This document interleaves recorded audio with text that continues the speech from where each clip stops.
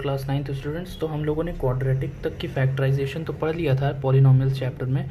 अब वक्त आता है कि हमको अगर क्यूबिक पॉलिनॉमियल फैक्टराइज करना होगा तो हम कैसे करेंगे। ये थोड़ा लेंदी प्रोसेस है और ये क्वेश्चन बहुत इंपॉर्टेंट भी है। ठीक है, तो इसके प्रोसेस को हम लोग अच्छे से समझेंगे। तो लेट्स सी, जैसे मेरे पास ये 2.4 एक्सरसाइज का 5th का पहला पार्ट है। ठीक है, इसमें हमको क्या करना है, क्यूबिक पॉलिनॉमियल को फैक्टराइज करना है। कैसे फैक्टराइज करना है, इसके 3 स्टेप्स हैं। ठीक है,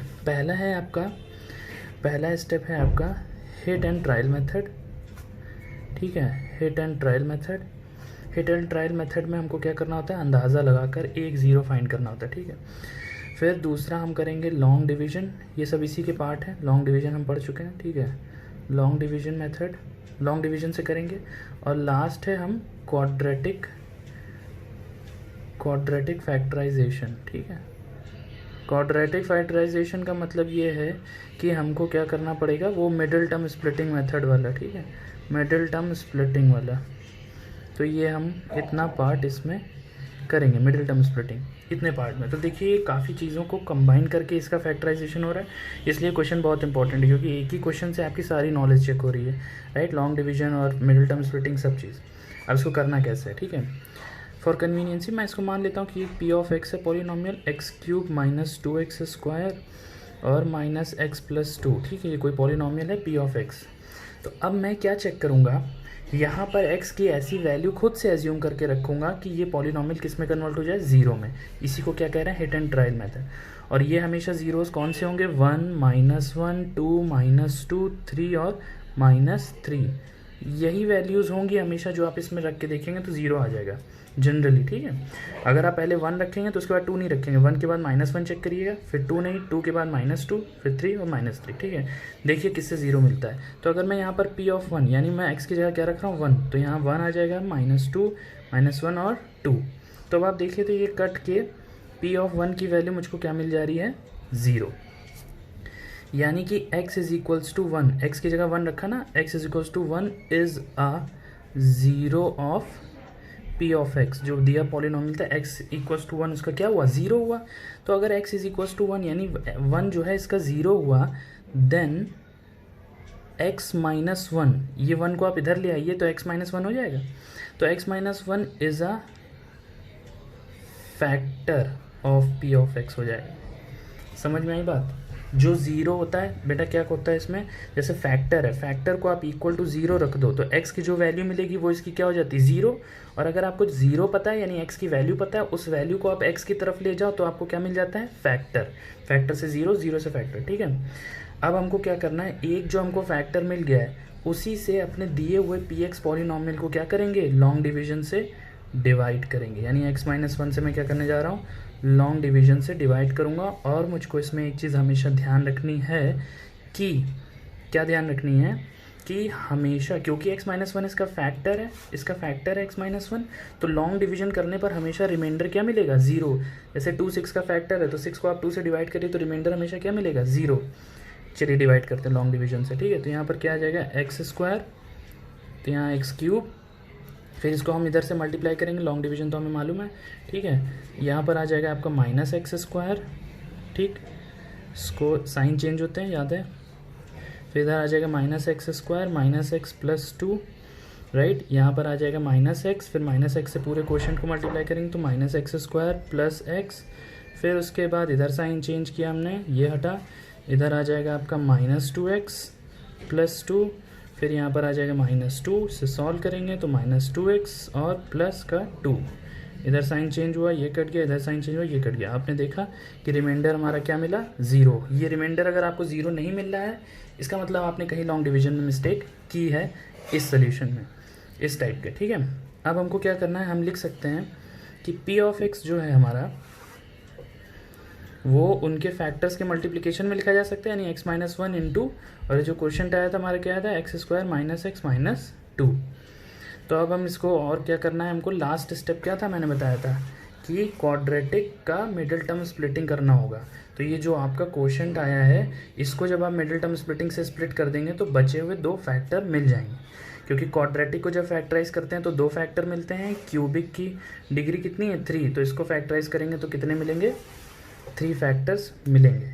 तो देखिए इसको कैसे जल्दी से हम फैक्टराइज कर देते हैं मिडिल टर्म स्प्लिटिंग से, x square minus 2x plus x minus 2, right. ये क्या हो जाएगा आपका x माइनस 1, इधर आया x कॉमन लिया तो x माइनस 2 प्लस 1 कॉमन लिया तो x माइनस 2, ठीक है। अब x माइनस 1 पूरे में से क्या कॉमन ले लिया, x माइनस 2, और क्या बचा x प्लस 1। तो ये था स्टूडेंट्स आपका फैक्टराइजेशन, जो दिया गया पॉलिनोमियल है उसके ये फैक्टर्स होंगे, यही आपका आंसर। एक बार फिर समझ लीजिए, हिट एंड ट्रायल मेथड करेंगे, x की जगह इनमें से कोई वैल्यूज़ चेक करेंगे, पहले 1 फिर -1 2 -2 रख कर देखेंगे कब हमको 0 मिल रहा है। जिस x की वैल्यू पे हमको 0 मिल गया वो हमारा 0 हो जाएगा, और उस वैल्यू को हम x की तरफ ले जाकर क्या पता कर सकते हैं, उसका फैक्टर। वो क्योंकि फैक्टर है तो हम फिर दूसरा स्टेप में उसको लॉन्ग डिवीजन से डिवाइड करेंगे, ठीक है। लॉन्ग डिवीजन से डिवाइड करने पर क्या होगा कि लॉन्ग डिवीजन से डिवाइड करेंगे तो हमको क्वाड्रेटिक कोशेंट मिलेगा, प्लस हमेशा रिमाइंडर क्या मिलेगा, 0 मिलेगा, रिमाइंडर 0 मिलेगा, राइट। फिर उसके बाद हमको क्या करना है कि रिमाइंडर 0 मिलने के बाद ये हम उसको मिडिल टर्म स्प्लिटिंग से सॉल्व करेंगे तो हमको क्या मिल जाएगा, ये 3 फैक्टर्स मिल जाएंगे, ठीक है। तो ये था आपका क्यूबिक पॉलिनोमियल का फैक्टराइजेशन का मेथड। लेंथी क्वेश्चन और बहुत इंपॉर्टेंट क्वेश्चन है, ठीक है स्टूडेंट्स। अब अगली चीज़ जो हमको देखनी है वो है एल्जेब्रिक आइडेंटिटीज, जिस पर बेस्ड है आपकी last exercise, right. Last exercise आपकी बेस्ड है एल्जेब्रिक आइडेंटिटीज़ पर। तो हमको जो कुछ एनसीईआरटी में 8 आइडेंटिटीज़ दी गई हैं वो सारी आइडेंटिटीज़ बहुत अच्छे से याद होनी चाहिए, तभी हम उसके क्वेश्चंस को कर पाएंगे। एक्सरसाइज 2.5 आपकी पूरी आइडेंटिटीज़ पे बेस्ड है। तो ये कुछ आइडेंटिटीज़ हैं जो मैंने यहाँ पे नोट डाउन की हैं, 8 आइडेंटिटीज़ हैं, और 2 और आइडेंटिटीज़ हैं जो कि क्वेश्चंस में छुपी हुई हैं एक्सरसाइज 2.5 में, वो भी मैंने यहीं पे नोट कर लिए, और ये भी आपको याद होना चाहिए, ठीक है। तो ये आइडेंटिटीज़, कई आइडेंटिटीज़ ऐसी हैं जो आप क्लास 8th में ही देख के आए, जैसे x प्लस वाई का होल स्क्वायर, ये आपने देख रखा है, x माइनस वाई का होल स्क्वायर, ये भी आपको पता है, X square minus Y square, X plus Y X minus Y होता है, ये भी आपको मालूम है, ठीक है। क्वेश्चन नंबर जो आइडेंटिटी नंबर 4 है, ये भी आपको पता होगा, X plus A X plus B, यानी कि 2 ब्रैकेट्स का मल्टीप्लिकेशन है जहाँ पर पहली वैल्यू क्या है, सेम है एक्स, और यहाँ पर जो 2 वैल्यूज़ हैं वो चेंज है। अगर यहाँ पर साइन चेंज होगा तो आप साइन चेंज करके इसमें रखेंगे तो उस अकॉर्डिंग आइडेंटिटी बदल जाएगी, ठीक है। पर जो कोर आइडेंटिटी है वो यही है, एक्स स्क्वायर प्लस दोनों का sum A plus B into X plus A B, ठीक है। फिर इसके बाद जैसे हमने एक्स प्लस वाई का होल स्क्वायर पढ़ा था, वैसे ही अब क्या है, किसका है, x plus Y plus Z का होल स्क्वायर। तो इसमें क्या आ जाएगा, x square plus Y square plus Z square, 2xy 2yz और 2zx का सम।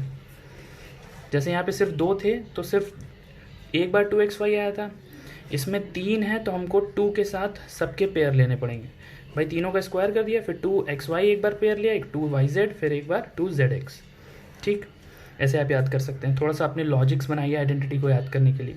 फिर एक्स प्लस वाई का होल क्यूब, ठीक है, जब दो नंबर्स का 2 एक्सप्रेशंस का एडिशन होकर उसका होल क्यूब हो रहा है तो ये क्या आएगा, x cube plus y cube plus 3xy और ब्रैकेट में एक्स प्लस वाई। इसी का दूसरा फॉर्म ये होता है, अगर 3xy को आप अंदर भेज दीजिए तो क्या हो जाएगा, 3x square Y plus 3xy square. इसी के माइनस साइन के साथ क्या हो जाएगा, जहाँ पूरे में प्लस था वहीं पूरे में क्या आ जाएगा, माइनस। तो x माइनस वाई का होल क्यूब क्या हो जाएगा, x cube plus x cube minus y cube minus 3xy bracket में x माइनस वाई, राइट। इसी 3x माइनस 3xy को अंदर जब भेज देंगे तो ये उसका दूसरा फॉर्म बन जाएगा। लास्ट जो सब काफ़ी बड़ी आइडेंटिटी है वो है 8th x cube plus y cube plus z cube, और ये माइनस 3xyz, ठीक है। इसको मैंने फिर से सही से नीचे लिख दिया है, ठीक है। क्या है, x cube plus y cube plus z cube minus 3xyz, ये इक्वल है हमारे किसके, इस आइडेंटिटी, इस पार्ट के, ठीक है। इसको याद करने का एक तरीका मैं बता रहा हूँ आपको, क्या याद रखना है कि जब भी 3 चीज़ों का क्यूब होकर उनमें एडिशन हो रहा हो और माइनस के साथ 3xyz मतलब उन्हीं का मल्टीप्लिकेशन हो, तो 2 ब्रैकेट्स बनेंगे। सबसे पहले क्या बनेंगे, 2 ब्रैकेट्स, एक ब्रैकेट में उन 3 चीज़ों जिनका क्यूब हो रहा था उनका सम यानी x plus Y plus z, और दूसरे ब्रैकेट में उन तीनों का square x square plus Y square plus Z square, और फिर माइनस के साथ उनकी pairing minus x y minus y z minus z x, ठीक है। ऐसे होगा।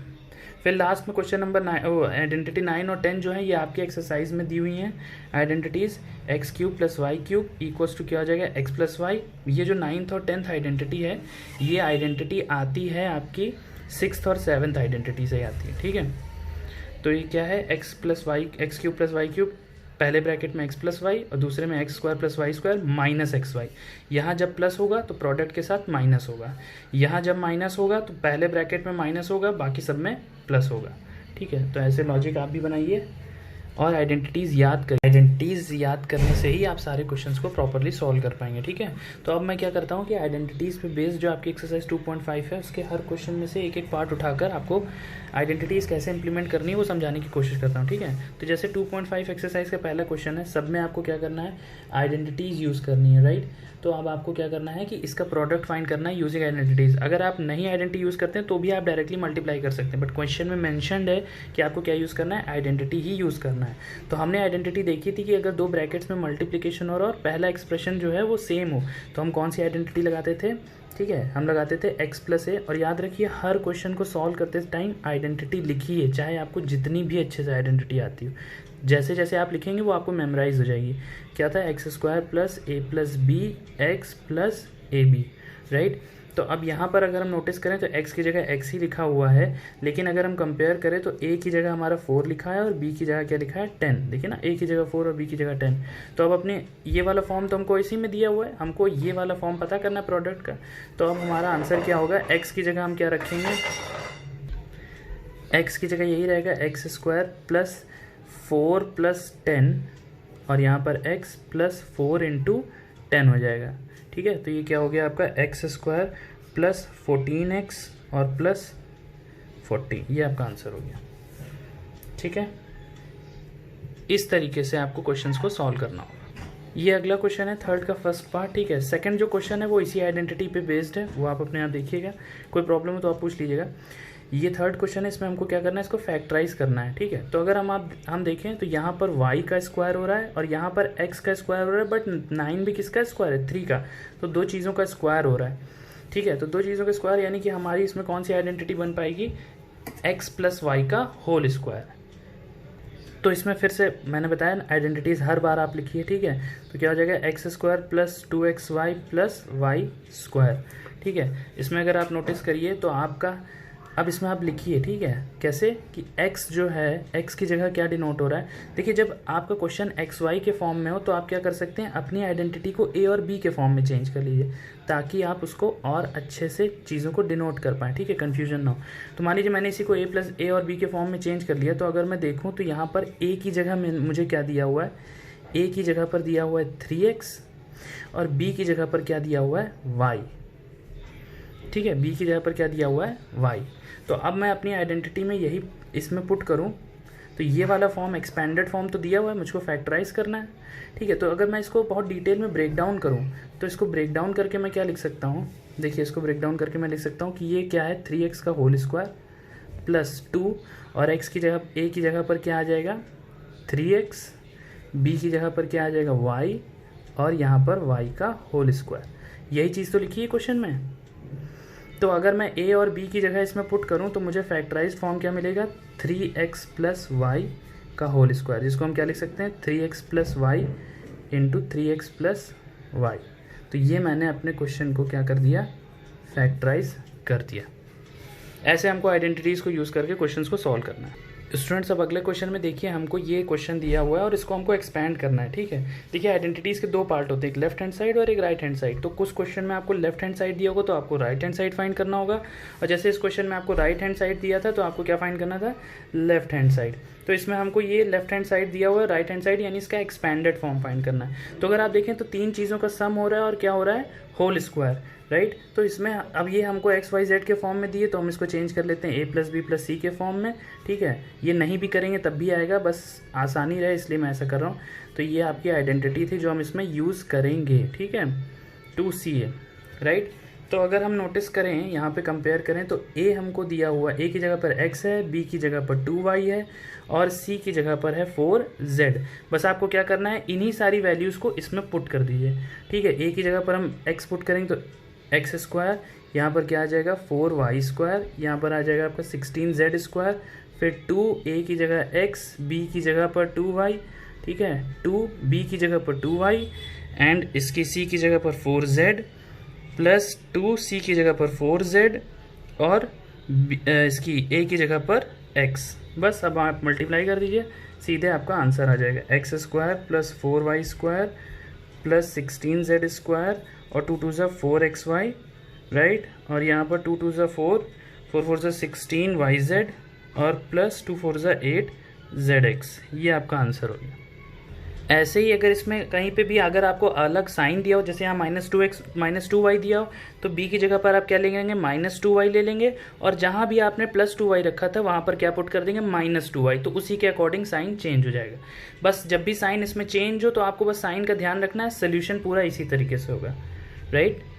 तो स्टूडेंट्स अगर देखें तो फिफ्थ का जो फर्स्ट पार्ट है वो हमको ऑलरेडी एक्सपेंडेड फॉर्म दिया है, यानी RHS दिया हुआ है उस आइडेंटिटी का, और अब हमको क्या फाइंड करना है, उसका लेफ्ट हैंड साइड वाला लग। इसमें भी कौन सी आइडेंटिटी रही है, वही a + b + c का होल स्क्वायर। फिर मैंने ABC में चेंज किया क्योंकि क्वेश्चन XYZ में a² + b² + c² + 2ab + 2bc + 2ca, ठीक है, ये हमारी आइडेंटिटी है। अब देखिए ये एक्सपेंडेड फॉर्म हमको ऑलरेडी दिया हुआ है, हमको इसको फैक्टराइज करके ये वाला पार्ट ढूंढना है, यानी हमको पता करना होगा कौन a है, कौन b है और कौन c है। एक चीज़ और नोटिस करिए कि इसमें सब चीज़ प्लस में, पर इसमें तो कहीं कहीं माइनस भी है, यानी कि इन तीनों में से कोई एक ऐसा टर्म होगा जो माइनस में है, वो हमें पता करना होगा, ठीक है। अब अगर हम ऐसे ही ऊपर से ही देखें इसको, ठीक है, ऐसे ही जनरली देखें तो हमको क्या दिख रहा है कि a की जगह पर यहाँ पर a का स्क्वायर हो रहा है ना, तो यहाँ पर अगर a का स्क्वायर हो रहा है तो ये किसका स्क्वायर है, 2x का है, यानी a हमारा क्या होगा, 2x। अभी हम साइन पर नहीं ध्यान दे रहे हैं, b जो होगा वो क्या होगा, तो इसमें हमको क्या करना है, बस a की जगह 2x आ गया, b की जगह पर हम देखें तो b की जगह पर b का यहाँ स्क्वायर हो रहा है, तो यहाँ पर किसका स्क्वायर है, 3y का स्क्वायर हो रहा है, तो b यहाँ पर कौन होगा, 3y होगा, राइट। और c को अगर हम देखें तो c की जगह पर कौन है, 4z का स्क्वायर क्या होगा, 16z², यानी यहाँ पर क्या होगा, 4z। तो देखिए हमको ये वैल्यूज़ पता चल गई ABC की, लेकिन अभी हमको साइन नहीं पता चला, क्योंकि यहाँ पर कोई तो है जो गड़बड़ कर रहा है जिसकी वजह से साइन माइनस में हो रहा है। तो आपको ये देखना है कि जो भी माइनस वाले टर्म हैं उसमें से कॉमन वेरिएबल कौन है। जैसे इसमें XY है, इसमें YZ है और इसमें ZX है, ठीक है। तो अगर हम देख रहे हैं इसमें कि यहाँ पर भी माइनस है और यहाँ पर भी माइनस है, तो इन दोनों में से कॉमन वेरिएबल कौन है, तो इसमें अगर आप देखें तो यहाँ पर भी Z आ रहा है और यहाँ पर भी Z आ रहा है, इसका मतलब इसको माइनस कौन बना रहा होगा, Z वाला एक्सप्रेशन, यानी कि C की वैल्यू क्या हो जाएगी, -4Z। समझ में आई बात। देखेंगे हम माइनस जिन जिन के साइड में आ रहा है उनके साइड जो वेरिएबल है उनमें से सेम वेरिएबल कौन है, तो इसमें भी Z आ रहा है, इसमें भी Z आ रहा है, यानी इसको नेगेटिव कौन बना रहा है, Z वाला एक्सप्रेशन, और वो क्या है हमारा -4Z। तो हमारा आंसर क्या हो जाएगा, इसमें वैल्यूज उठा के रख दीजिए, तो आंसर हो जाएगा हमारा 2x + 3y - 4z का होल स्क्वायर, जिसको हम ये भी लिख सकते हैं कि 2x + 3y - 4z, और दूसरे ब्रैकेट में भी 2x + 3y - 4z, that's it. ये हो गया आपका फैक्टराइज। समझ में आया स्टूडेंट्स, इस तरीके से आपको फैक्टराइज करना है, ठीक है।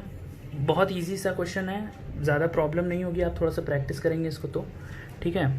तो आप इसको प्रैक्टिस करिएगा। इससे रिलेटेड आगे क्वेश्चंस भी सब आइडेंटिटीज़ बेस्ड हैं, बस आप आइडेंटिटीज़ याद कर लीजिए एक बार, फिर आपको किसी भी क्वेश्चन में कोई प्रॉब्लम नहीं होगी, ठीक है। और अगर आपको कोई प्रॉब्लम होती तो आप मुझसे पूछिएगा, फिर हम लोग आगे का डिस्कशन नेक्स्ट वीडियो में करेंगे, राइट। Thank you.